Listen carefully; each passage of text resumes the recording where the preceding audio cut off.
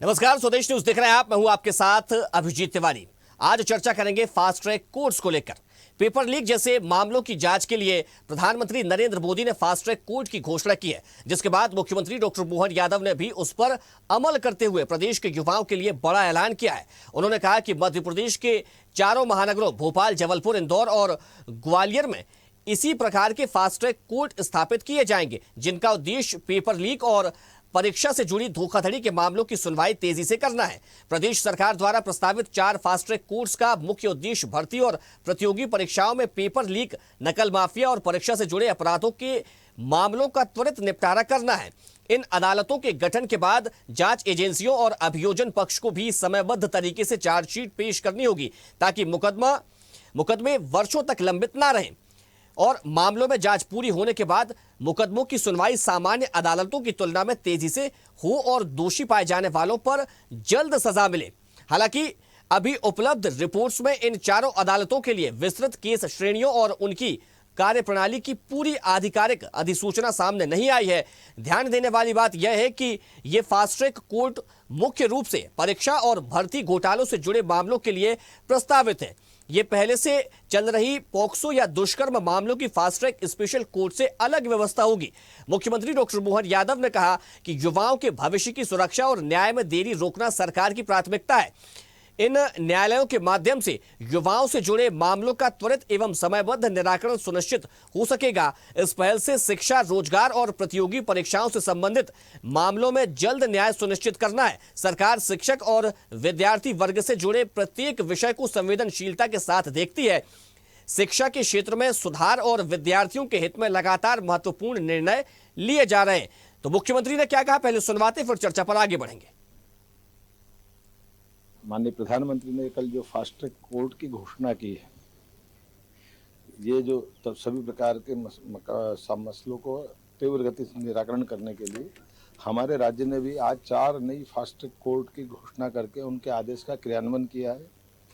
इंदौर, भोपाल, ग्वालियर, जबलपुर चारों महानगरों में फास्ट ट्रैक कोर्ट हम भी बनाने जा रहे हैं, जहां त्वरित गति से इस प्रकार के प्रकरणों का, युवाओं से जुड़ा के मसलों का त्वरित गति से निराकरण कराएं। हमारा प्रयास है हम सभी प्रकार के शिक्षा से जुड़े हुए मसलों को संवेदनशील तरीके से लेते हैं, चाहे शिक्षक वर्ग का हो, चाहे विद्यार्थी वर्ग का हो। तो उल्लेखनीय है कि शिक्षा नीति लागू करने वाला राज्य मध्य प्रदेश है। 3 सरकारी विश्वविद्यालय खोलने के लिए भी मध्य प्रदेश ने अपने 2.5 साल के कार्यकाल में मौका दिया है। मैं उम्मीद करूंगा ऐसे सारे कामों से हम अपने विकास की गतिविधि, और ये किसी पे हम एहसान नहीं कर रहे, ये हमारी ड्यूटी है, ये हमारे अपने विद्यार्थियों के हित में लिए गए निर्णय हैं। तो छात्रों से जुड़े मामलों को लेकर fast track court Madhya Pradesh के महानगरों में बनाए जाएंगे और इनमें पेपर लीक और तमाम दूसरे मामलों की सुनवाई की जाएगी, ताकि जल्द से जल्द इनका निराकरण किया जा सके, दोषियों पर कार्रवाई की जा सके और फैसला भी फास्ट ट्रैक कोर्ट में 2-3 महीने की अवधि में ही आ जाए, ताकि छात्रों को ज्यादा परेशानी का सामना ना करना पड़े। तो मुख्यमंत्री डॉक्टर मोहन यादव ने यह बड़ा निर्णय लिया है और मध्य प्रदेश में अब फास्ट ट्रैक कोर्ट्स बनाए जाएंगे और इन फास्ट ट्रैक कोर्ट के जरिए जो भी परेशानी, जो भी परीक्षा में गड़बड़ियां हो या पेपर लीक के मामले हो या दूसरे अन्य मामले छात्रों से जुड़े हों, इनकी वहां पर सुनवाई की जाएगी। और इन मामलों के निपटारे को लेकर अब मध्य प्रदेश की सरकार भी लगातार संवेदनशील नजर आ रही है और इस पर जोर देती हुई नजर आ रही है। मध्य प्रदेश में किसी भी प्रकार से छात्रों का अहित ना हो, छात्रों के हित में मध्य प्रदेश की सरकार खड़ी नजर आ रही है और उसी के परिणाम स्वरूप, उसी के फलस्वरूप मध्य प्रदेश के मुख्यमंत्री डॉक्टर मोहन यादव ने ये एक बड़ा निर्णय लिया है और उन्होंने प्रदेश के महानगरों में फास्ट ट्रैक कोर्ट्स बनाने की घोषणा की है। तो अब इन फास्ट ट्रैक कोर्ट्स में जल्द से जल्द सुनवाई की जाएगी, ताकि जो छात्र अपनी मांगों को लेकर सड़कों पर आते हैं उन्हें सड़कों पर ना आना पड़े और परेशान ना होना पड़े। चलिए चर्चा को आगे बढ़ाएंगे, लेकिन उससे पहले परिचय करवा देते हैं अपने मेहमानों से। हमारे साथ वरिष्ठ पत्रकार रमेश शर्मा जी जुड़ गए, आपका स्वागत है। साथ ही Samir Goswami social media influencer है, हमारे साथ जुड़ गए, आपका भी बहुत स्वागत है। और अधिवक्ता जबलपुर हाईकोर्ट संदीप शुक्ला जी भी हमारे साथ कुछ देर में जुड़ेंगे। चर्चा की शुरुआत में रमेश शर्मा जी से करूंगा।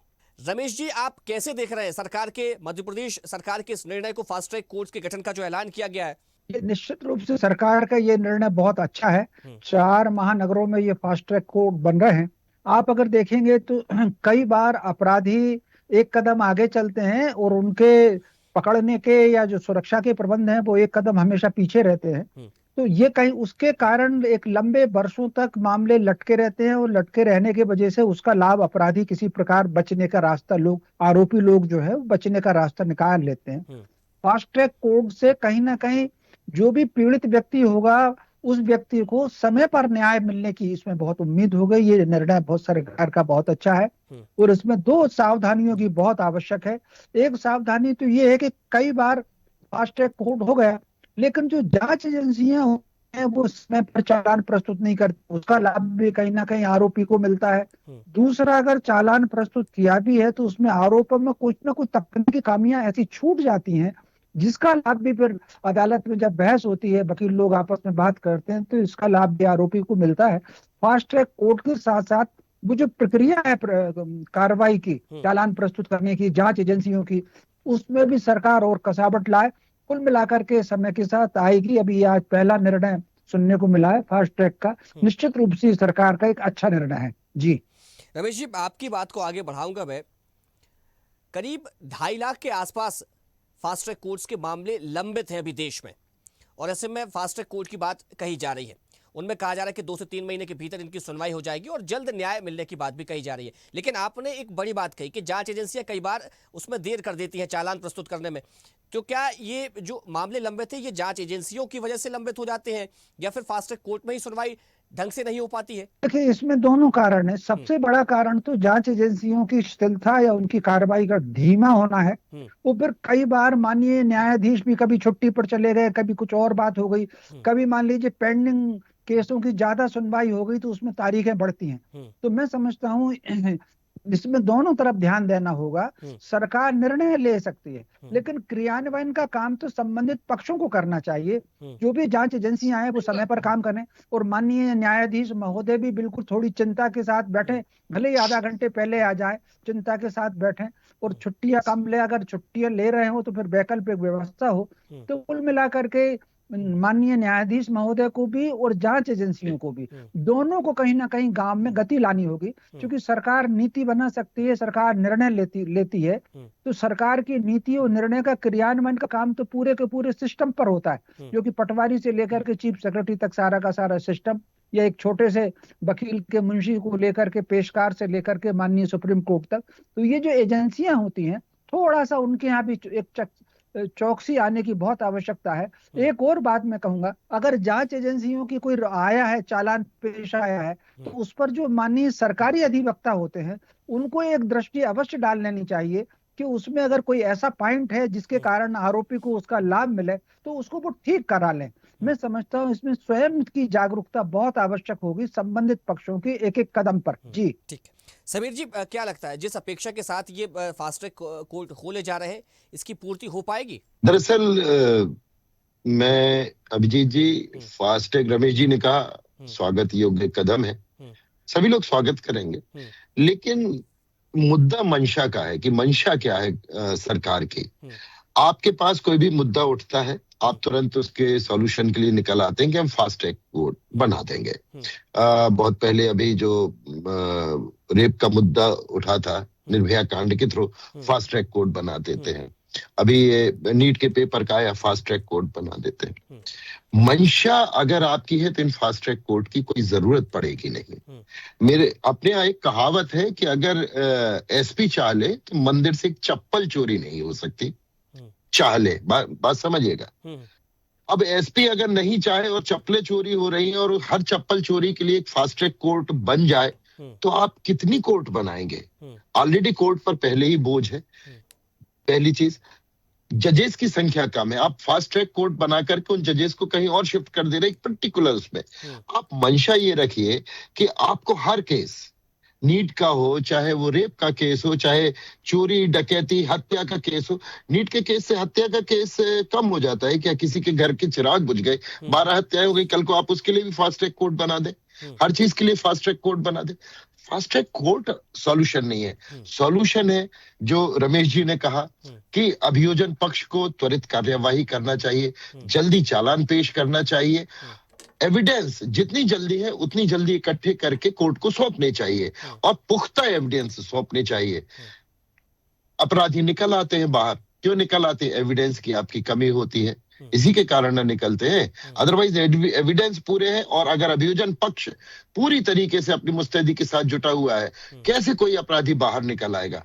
चाहे वो फास्ट ट्रैक कोर्ट हो और चाहे रेगुलर कोर्ट हो, कहीं से अपराधी नहीं निकल सकता। तो ये फास्ट ट्रैक कोर्ट जरूरी नहीं है, जरूरी है सरकार की मंशा, और उसकी मंशा ये होनी चाहिए कि चाहे वो नीट का पेपर हो, चाहे किसी भी कोई भी अपराध हो, उसमें अपराधी को तुरंत के तुरंत सजा मिले। ये नहीं कि वो लंबा खींचे किसी भी तरीके से मसले। उसके पीछे कारण क्या है, उन कारणों की जांच करे और उनको पूरा करे, फास्ट ट्रैक कोर्ट बनाने की बजाय। ठीक है Sandeep ji, fast track court में सुनवाई कर फैसला करने का जो प्रावधान है वो कितने दिन में फैसला हो जाना चाहिए, उसमें क्या प्रावधान है? और फास्ट ट्रैक कोर्ट में भी जिन मामलों में हम देखते हैं कि काफी समय लग जाता है, तो उसके पीछे क्या वजह होती है? संदीप जी माइक अपना अनम्यूट कर लीजिए आप। कानून में हर प्रक्रिया के लिए एक प्रक्रिया संहिता होती है, और उन प्रक्रिया संहिता के अनुरूप ही समस्त कार्यवाहियां निष्पादित होती हैं। अब फास्ट ट्रैक कोर्ट का जो कॉन्सेप्ट है वो मात्र इतना है कि हर कोई भी एक, चाहे वो सनसनीखेज प्रकरण हो, चाहे वो सिविल मैटर हो, चाहे वो कॉन्स्टिट्यूशनल मैटर हो, चाहे वो समाज में चल रहा कोई भी विवाद हो, कोई भी प्रकरण हो, उस प्रकरण की सुनवाई डे टू डे हो सके। और फास्ट ट्रैक करने से वो जो न्यायालय है वो डे टू डे सुनवाई कर सके। इसलिए फास्ट ट्रैक का कॉन्सेप्ट जो है आज से लगभग 15 वर्ष पूर्व हमारे भारत में आ चुका है, और इसके बावजूद भी समस्त कोर्ट फास्ट ट्रैक जैसा ही काम करे, उसके लिए माननीय उच्चतम न्यायालय द्वारा एक पेंडिंग केसों की 25 केस जिसको अर्जेंसी बता के वो 25 केसों की लिस्ट बना दी गई है हर कोर्टों के पास, और उन केसों की जल्दी से जल्दी सुनवाई हो, फास्ट ट्रैक जैसा ही हो, तो उससे निसंदेह कोर्ट जल्दी सुनवाई करती है, और जल्दी सुनवाई करने के कारण केस भी निपटते हैं।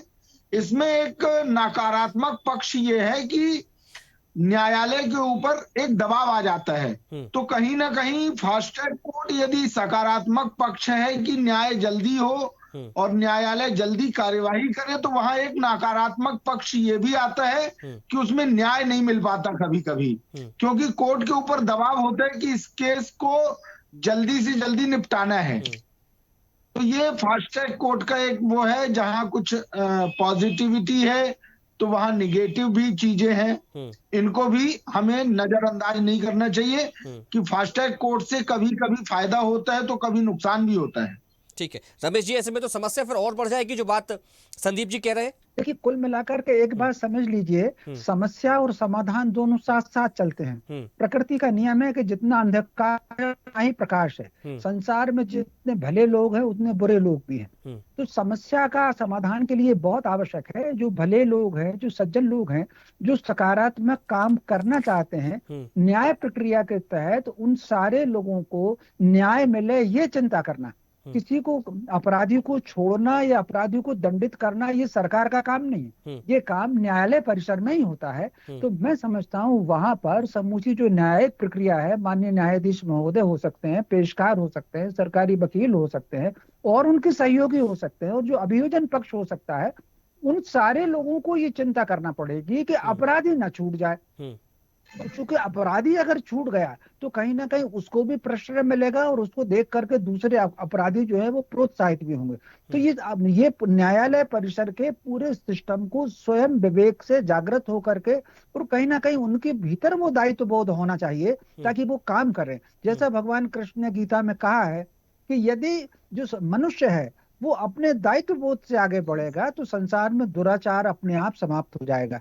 तो न्यायिक प्रक्रिया के जितने लोग हैं वो सारे लोग अपना दायित्व को निर्वहन कर कर चलेंगे, तो मैं समझता हूँ सार्थक ये जो कोर्ट है, फास्ट ट्रैक का कोर्ट है, इसके सार्थक परिणाम भी आएंगे। तनाव और नकारात्मकता में क्यों निर्णय लें। ये बात सही है, वकील साहब ने ठीक कहा कि दबाव बढ़ जाता है, लेकिन दबाव के भीतर काम करना, जो लोग दबाव के भीतर काम करते हैं कहीं ना कहीं इतिहास उन्हीं से बनता है। तो मोटे तौर पर न्यायिक प्रक्रिया को भी अब पूरी चाहिए कि सरकार ने निर्णय ले लिया है, अब उनकी मंशा अच्छी हो या बुरी हो, उनके पाले से तो गेंद निकल गई है, अब ये न्यायालय परिसर में गेंद आ गई, वहां पर इसका एक सकारात्मक हो और एक अच्छे परिणाम सामने आए, कोई आरोपी कोई बच ना पाए, जो है आरोपी उसको अगर अपराधी है तो उसको दंड मिले, ये पूरी की पूरी न्याय व्यवस्था को चिंता करनी चाहिए। जी क्या कहेंगे संदीप जी? शर्मा जी का बिल्कुल कहना उचित है। निसंदेह देखिए क्या होता है कि एक आदर्श आदर्श कल्पनाएं यथार्थ की कठोर चट्टानों से टकराकर हमेशा चूर चूर हुई है और हमेशा होगी। निसंदेह आज जो देखा जाता है, यदि हम वास्तविक बात करें और जो कानून में लिखा बातें हैं, तो कानून में निसंदेह शर्मा जी बिल्कुल कानून जैसी ही बात कर रहे हैं कि सब आदर्श है, सब बहुत अच्छा है, सबको अच्छा करना चाहिए, अभियोजन को टाइम से अपने दायित्वों का निर्वहन करना चाहिए, जज साहब को अपने दायित्वों का निर्वहन करना चाहिए। क्या क्या वास्तविक पटल में ये कितनी कितनी बातें ये सत्य रूप से परिलक्षित होती है, कितना सत्य जो है वो हर संस्था को, हर अधिकारी द्वारा इसका पालन किया जाता है। वास्तविकता तो यह है कि जहां आज अनुच्छेद 14 बोलता है बहुत स्पष्ट रूप से विधि के समक्ष समानता का और विधि के समक्ष समान संरक्षण का अधिकार दिया गया है, और फिर दूसरी तरफ हम देखते हैं कि एक आरोपी के ऊपर, जो कानून बोलते हैं कि एक आरोपी के ऊपर 2 बार एक ही अपराध के लिए 2 बार कोई भी प्रकरण ना तो चलेगा ना सुनवाई होगी। लेकिन आज यदि कोई 420 जो पुराना जो अपना आईपीसी था, उसके तहत 420, 467, 468, 471 का यदि कोई मनी लॉन्ड्रिंग का केस हुआ है, तो उसमें सीबीआई भी कार्यवाही करेगी, उसमें अभियोजन द्वारा चालान पेश करने के बाद में फिर उसी मामले की अपनी कार्यवाही करेगी, ईडी का भी एक दूसरा केस चलेगा। तो ये कहीं ना कहीं यदि वास्तव में देखा जाए तो अभियोजन आज बहुत सक्षम हो चुका है। अभियोजन जितना भी केस माननीय न्यायालय के समक्ष रखता है, तो माननीय न्यायालय बचाव पक्ष और न्याय पक्ष की ओर नजरअंदाजी करता है। उसका कहीं ना कहीं एक कारण फास्ट ट्रैक कोर्ट है, दबाव है, 25 केसों की लिस्ट है, ये वास्तविकता है। अब इस वास्तविकता को सरकार देखे ना देखे, लोग देखें अनदेखा करें, ये बात अलग है। ठीक है। लेकिन वास्तव में आज जितने निर्दोष व्यक्ति हैं, क्या निर्दोष व्यक्ति को सजा मिल पा रहा है? क्या निर्दोष व्यक्ति क्या सही में निर्दोष सिद्ध हो पा रहा है? क्या दोषी व्यक्ति को सही में सजा मिल पा रही है? इन बातों पे विचार करना बहुत आवश्यक है। ठीक है समीर जी, जो बात संदीप जी ने क्या कही उसको लेकर आप क्या कहेंगे? और दूसरी मेरा सवाल यह है कि आप मंशा को लेकर बात कर रहे थे, अगर अब मंशा ना होती तो फिर इतने कड़े प्रावधान क्यों सरकार बनाती? संसद में उसको लेकर एक कड़ा कानून आ गया कि अगर छात्रों के पेपर लीक होते हैं या भर्ती प्रक्रिया में किसी प्रकार की कोई गड़बड़ी होती है, और उसी को ध्यान में रखते हुए मध्य प्रदेश की सरकार भी फास्ट ट्रैक कोर्ट्स का गठन कर रही है, उसमें छात्रों के से जुड़े उनके तमाम मुद्दों की सुनवाई की जाएगी। तो मंशा तो सरकार की भी है ना कि दोषी होंगे उन पर कार्रवाई की जाएगी। मंशा दरअसल इस चीज को लेकर के नहीं है कि अपराधियों को सजा मिलेगी। मंशा कहने का तात्पर्य ये है कि पेपर लीक ही वो घटना ही घटित नहीं होनी चाहिए। सरकार की मंशा ये होनी चाहिए। मैं ये, आप नैतिकता की बात कर ले, आप कोई भी बात कर ले, आप भारत की बात कर ले, हम दूसरे देशों की बात करें, हम चाइना की बात करें, हम अमेरिका की बात करें, वहां पर घटना घटित ही नहीं होती। चाइना में फास्ट ट्रैक जैसा तो कोई सिस्टम है नहीं है, अमेरिका में तो फास्ट ट्रैक जैसा कोई सिस्टम है नहीं है, यूरोपियन कंट्रीज में तो फास्ट ट्रैक जैसा सिस्टम है नहीं है। आप पॉपुलेशन के हिसाब से बात कर ले या किसी भी तरीके से आप बात कर ले, उनका सिस्टम इतना तगड़ा है कि वो घटना ही घटित नहीं होती है। ऐसा नहीं है कि बिल्कुल ही सब कुछ अच्छा चल रहा हो। हर कंट्री नीदरलैंड नहीं है, नॉर्वे नहीं है कि जहां पर बिल्कुल सब कुछ अच्छा चल रहा हो। लेकिन जब आप कानून का पालन सही तरीके से करवाते हैं, लोग बागों को शिक्षित सही तरीके से करते हैं, सरकार का दायित्व ये होता है कि वो लोग बागों को सही राह दिखाए और इन चीजों को, गलत कामों को हतोत्साहित करे। बहुत सारी चीजें होती है, बहुत सामाजिक फैक्टर भी होता है, पॉलिटिकल फैक्टर भी होता है, आपका जो है जो कानूनी है वो भी फैक्टर होता है, मल्टीपल फैक्टर्स होते हैं जिसके कारण एक ऐसे समाज का निर्माण होता है जहां पर कोई ऐसा अपराध घटित ही नहीं होता है। मैं उस मंशा की बात कर रहा हूं, और ये जो पूरे के पूरे पैटर्न को अगर कोई अप्लाई करेगा तो वो है सरकार। सरकार ऐसा कुछ मंशा उसकी ऐसी हो, ऐसा काम करे कि वो घटना ही घटित ना हो। डर से अगर कोई कहे कि घटना घटित नहीं होगी, तो अगर डर से घटना घटित नहीं होनी होती तो इतने बड़े बड़े कानून है, चोरी का भी है, हत्या का भी है, बलात्कार का भी है, हर चीज का 420 का, लेकिन घटनाएं सब घटित हो रही है। क्यों हो रही है? उसके पीछे का हम कारण देखें कि आम आदमी ऐसी घटनाएं क्यों कर रहा है। पेपर लीक का मुद्दा है, पेपर लीक आखिर क्यों हो रहा है? क्यों हो रहा है? पैसे के कारण हो रहा है, भ्रष्टाचार के कारण हो रहा है, या कुछ व्यक्तिगत स्वार्थ है उनके कारण हो रहा है? उस घटना की जो घटित होने का कारण है उसके पीछे हम जाएंगे, तब हमें चीजें क्लियर होंगी और उससे हम निकाल पाएंगे कि हमें एक्चुअली चेंज कहां लाना है, कानून में लाना है ऐसी कि प्रणाली तैयार की जाए आम कि आदमी घटना की। हो ही ना पाए और ऐसे ऐसे मामले ही सामने नहीं आएंगे, बिल्कुल। तो इस तरह के कोर्ट्स के गठन की भी कोई जरूरत नहीं पड़ेगी। देखिए समय होगा, इस चर्चा को ही विराम देना पड़ेगा। हमारे साथ जुड़ने के लिए समीर जी आपका बहुत शुक्रिया, रमेश जी आपका बहुत धन्यवाद और संदीप जी आपका भी बहुत शुक्रिया। तो मध्य प्रदेश की सरकार छात्रों के हित में लगातार फैसले ले रही है और उसी कड़ी में फास्ट ट्रैक कोर्ट्स के गठन की बात भी मुख्यमंत्री डॉक्टर मोहन यादव ने कही है। और अगर अब छात्रों से जुड़े किसी भी मामले को लेकर, या तो भर्ती प्रक्रिया हो या परीक्षा में गड़बड़ी हो या पेपर लीक के मामले हो, इनकी सुनवाई फास्ट ट्रैक कोर्ट्स में की जाएगी और जल्द न्याय मिलेगा और दोषियों पर भी जल्द कार्रवाई होगी। चर्चा में फिलहाल इतना ही। देखते रहिए स्वदेश न्यूज, सबसे पहले देश।